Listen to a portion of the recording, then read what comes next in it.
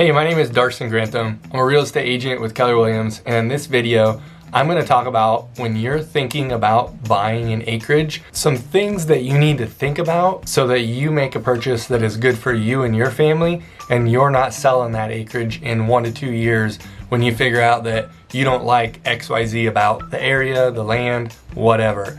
So an acreage is a very specific type of property, and it can mean many things to many different people. And so in this video, I'm going to take 10 to 15 minutes and I'm going to explain my view on how you should shop for an acreage. And the reason that I would consider myself someone that is experienced in this is my wife and I have been looking for an acreage for 5 years. We found one about 4 months ago, closed last month. And there's still things that I was searching for 5 years and still missed a few things that if I would have been thinking correctly, might have looked at things differently. Don't get me wrong, I love our place.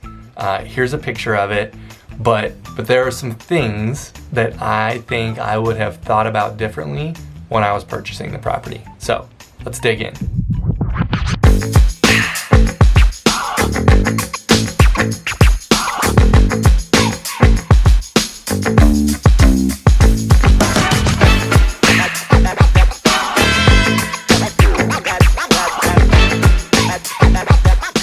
So this time of year, I'm recording this between Thanksgiving and Christmas, and this is a comment that you'll hear many times, and you want to live close enough to your in-laws that it's a perfect day trip and that they don't have to stay the night.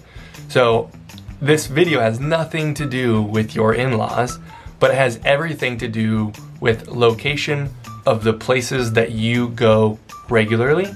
And so when you're buying an acreage, one of the things to think about is that location, and we will dig into how do you evaluate that location and what comes to play with location, because mileage, in my opinion, mileage from the city means less than other types of location attributes.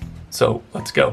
You want to live close enough to Des Moines that you get to experience Des Moines, but not so close that you have to experience Des Moines people. Does that make sense? It did to my wife and I. Okay, so you're moving out of Des Moines. Let me paint the picture. You and your spouse have decided you're either currently living in Des Moines and you want to move to an acreage outside of Des Moines, or you do not currently live in Iowa and you're trying to decide, do I want to live in the city of Des Moines, in the suburbs of Des Moines, or do I want to live outside on an acreage in Des Moines or in the Des Moines area? And I use Des Moines very lightly. We know that there are many cities around Des Moines, suburbs. So just when I say Des Moines, just think the Des Moines metro, not necessarily specifically Des Moines. So we're gonna go through the 10 things that I think that you should think about, talk with your spouse about, talk with your real estate agent about when you're buying an acreage. It is very important to think about these things. First is gravel or no gravel. Now this is a double-edged sword. Gravel obviously brings up dust. So if you've never lived in the city or if you've never lived in the country and you don't know what I'm talking about here, if you live on gravel, everything is dusty. Your house inside is dusty. Your cars are dusty. You can't get away from it because every single day that you leave your house, there's dust that flies when you leave and drive. Every single day when you don't leave your house, there are neighbors that drive by your house and create dust that blows to your house. So, do you want gravel or no gravel? And gravel is just a portion of it, right? You should also say, do you want highway or do you not want highway? When you live by the highway, you have to hear the highway every day. If you live on a low travel gravel road, you don't hear the cars, the hustle and bustle. So if you plan on spending a lot of time outside and that is important to you, whether you're, entertaining around the fire or you're drinking coffee in the morning, watching the sunset, sunrise, whatever, you gotta think about gravel is going to be dusty, but quiet, typically. and your highway is going to be not dusty, but usually pretty loud with just traffic. And I'm not talking like honking, whatever. I'm just talking about the road traffic when someone's driving 60 miles an hour by your house. That's loud. So that's one of the things to think about, gravel or highway. Next up is, how do you dream of using the land? And so dream scares people away, but it's something that's very important that I want you to think about, because in Iowa and in most places when you're buying an acreage, acreages can mean farm or they can mean a large parcel of land inside a development. I don't care either way. It makes no difference. You could have an acreage where you can't see anyone, but you're still in a development, right? So say 10 houses all on 100 acres. Everyone has their own 10-acre parcel of land, but you're in a development, right? And so the land is manicured. There isn't pasture that you haven't created. It doesn't feel like an ag farm. And that's one type of acreage. Or you can go on the complete opposite, where you're buying an old farmhouse that used to be, 100 years ago, it was built in order to house a farm. And there are old barns on it. There is old fencing, old corrals, old gates. There's an old well. So that is two types of acreages that when you're searching, you need to know, what type of acreage am I looking for? The other thing is, if you're buying acreage, sometimes it will come with farmland. So you need to know if you're going to, if someone is renting out the cropland that you might be purchasing or you might be owning when you buy this land, are you going to continue to cash rent it? Are you going to leave it in? Are you going to put it in CRP, which is a government program where they pay you per acre? How are you going to use the land? So us personally, we bought 14 acres, 12 of it's basically just pasture, couple trees, but really it used to be cow pasture. And we plan on having cows and pigs and chickens on those 12 acres. So the fact that there are no trees, it really doesn't bother us. And the fact that it is not flat, but it's not incredibly hilly, like that's perfect for what we want to do with the land that we purchased. So we knew we couldn't live in a development that had manicured lawns and whatnot because of the way we wanted to live our lives. So those are things to think about of how you dream to use the acreage that you're purchasing. There's no right answer. It just you and your partner, when you're searching on the filters and on Zillow and the housing websites, when you're searching for acreages, there's different tiers, different qualities of acreages that are going to show up. So you need to know what makes sense to you or for you and your family. Number 3, I kind of talked about this, is the restrictions on the land. And restrictions could come from a development. They could come from the county. Different counties in Iowa don't let you do certain things on the land. Even if you own bare land and you're developing it from ground zero, there's some things that they allow and don't allow. For example, there's a couple counties in Iowa that they make you split. If you buy a big parcel, like 100 acres, and you want to section off and sell a piece of it to a friend, you have to piece that off at 10-acre chunks. Like there are rules about that the county, you wouldn't think counties have those rules, but they do. The other thing is some counties, when you put in a building, it has to have a septic system. Even if it's a Morton building shed that you're not planning on living in, you have to have a septic system that can fit that building. Again, different counties have different rules. So when you are purchasing, if it is important for you to be creative with the property that you're purchasing, you need to call the county, talk to your realtor, and figure out what are the rules that they have with that piece of land. So up until now, the audio has been terrible. I apologize for that. I really liked that content, so I'm gonna leave it, and I apologize. And going forward, we'll have good audio. So number 4 on my list is what is going on around the land that you're purchasing. And it's sometimes really easy to know what's going on, and it's sometimes incredibly hard. I have seen properties that get listed and they get sold, and then a development happens around the property. And although that property is fine, that 5 acres is fine, there's no one changing their 5 acres, but they didn't expect to sit on their back patio or see a housing development of a bunch of cookie cutter houses when they're drinking their coffee in the evenings or in the mornings. So they didn't know that. They literally would not have purchased that property if they would have known that was happening. Now that's on the development side.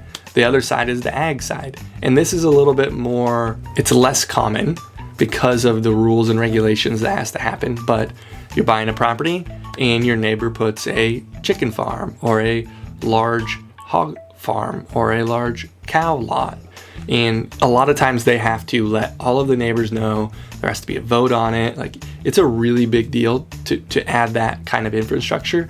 So it has not been as common in more recently, but that's an example of you have your land and you control your land, but you don't get to control what the neighbors do with their land.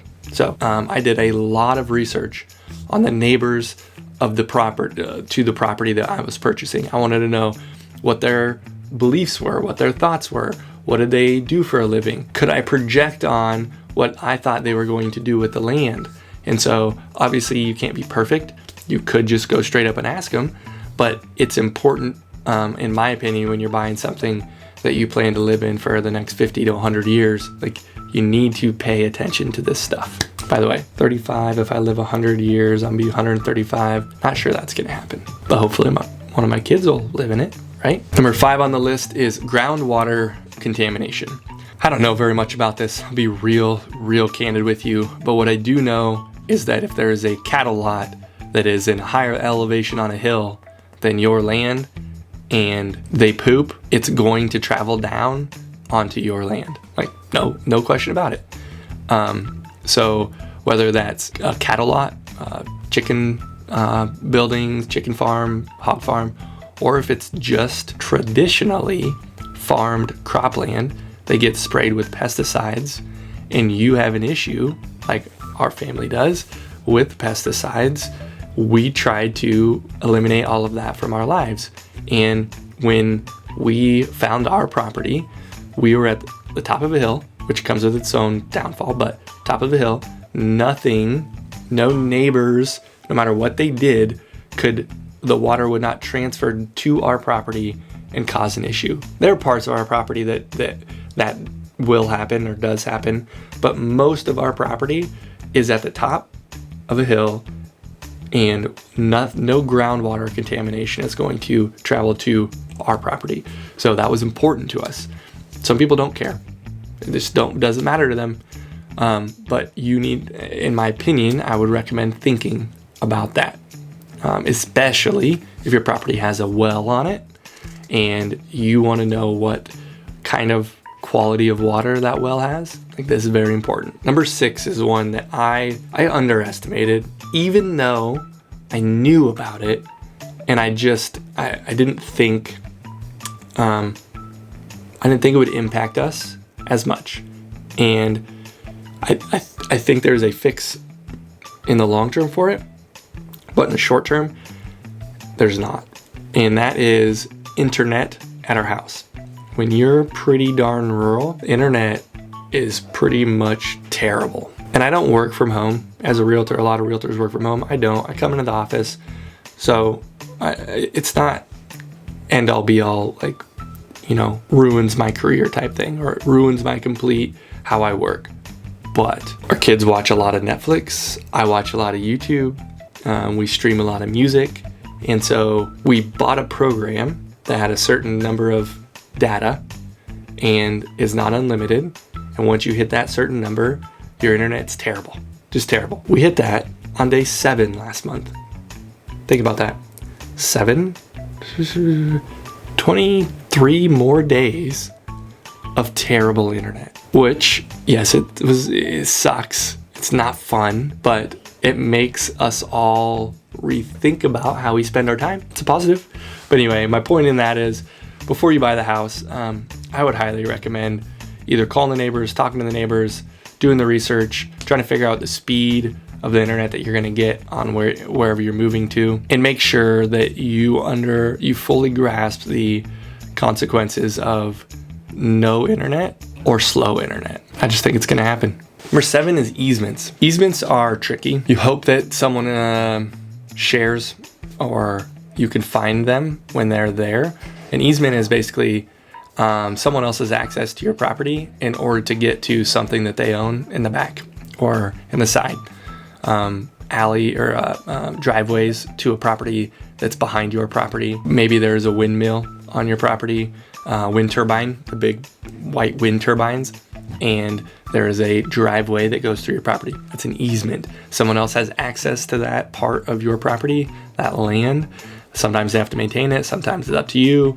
Those are things that you need to think about. If there is a landlocked parcel in the middle of a farm section, meaning there's no road that directly connects that parcel, somehow there is an easement, whether it's on your land or someone else's land, to get to that parcel. So you need to know, maybe it's your land, maybe it's someone else's. So easements, and they happen in the city too, but in the rural areas, they're a little bit more creative sometimes, and just for different reasons. There are other people that get to get rights to your land. So pay attention to that. 8 on my list is school district. This is a funny one. I say funny because school districts they're not square. You'd think they'd kind of be, cookie cutter square. We live in Van Meter, and we have Winterset school districts, and just a little bit to the east there is Martinsdale St. Mary's, which is a different school district, kind of a triangle of schools right where we're at, literally crossing roads, and we're changing school districts. We homeschool, so currently we don't really care what district that we have, that the school is in, but it's just interesting to think about. So when you're purchasing a property and school district is important to you, you need to know and look up what school district your address is at. Other thing I would think about for you is when you are choosing that school district, choosing the house, and you want to go to a different school district, you need to be able to enroll. Some school districts do not allow enrolling. Bondurant is up in the northeast kind of part of the metro, and if you're not living in their school district, from my understanding, you cannot enroll to Bondurant, which I think Van Meter might have changed that way, which is on the western. It's where the area we live, on the western side of the Des Moines metro. But just know, if you're looking for specific school districts and you're not living in that school district, enrolling, you need to figure out what you need to do to meet your family needs. And lastly, number 9, fencing. So this is going to be more along the lines of if you're buying a more farm ag type property, because most development, even if you're looking at 2 to 5 to 10 acre established communities that have been developed into this grouping of housings, they'll either have fencing or there'll be more strict fencing rules, where if you're buying farmland and more ag area, you need to figure out who is responsible for the fencing that you're purchasing. Whether it's good fencing or bad fencing, it could be repairing, it could need to hold in livestock or not hold in livestock, and is that your responsibility or your neighbor's responsibility? And so, in my opinion, fencing is one that could get very expensive very fast if you're not paying attention to it. And lastly, although 9 I said was last, I'm going to do a bonus 9.5, and that is septic. And septic is in Iowa, the state does a really good job, each county does a really good job of making sure septic systems processes are under control at the time of transfer. So you have to do a time of transfer document. So there has to be a bunch of checks and permits checked on the septic system for you. So when you're purchasing, you don't get stuck with a bad septic that is going to need a $25,000, $30,000 replacement, you know, in the near future. It's at least been tested. So that kind of wraps up my tips for when you're thinking about buying an acreage. Obviously, there is a lot more that goes into buying an acreage. I've done it personally. I've helped others. If that is something that you need help with, want consulting on, I'm a real estate agent with Keller Williams. I'm happy to help. I have a lot of fun consulting, trying to make sure that people are buying the type of property that really fits their goals and their lifestyle. And so if we do talk, I'm going to ask a lot of questions, and it's not going to be me telling you what you need to do. It's a lot of consulting. So if that's interesting to you, please reach out. Information is below. Shoot me a text. Also, this channel in general is about living in Des Moines. So if you don't currently live in Des Moines and you are considering it, check out this cost of living in Des Moines video. And I kind of go through the generalities of the costs of things in Des Moines. It's not crazy expensive, but it's not really cheap either. It's one of your more expensive Midwest cities. So definitely check out that video. Let me know what you think. And again, my name is Darson Grantham, real estate agent with Keller Williams. And let me know if you have any real estate needs. Thank you. Have a good one.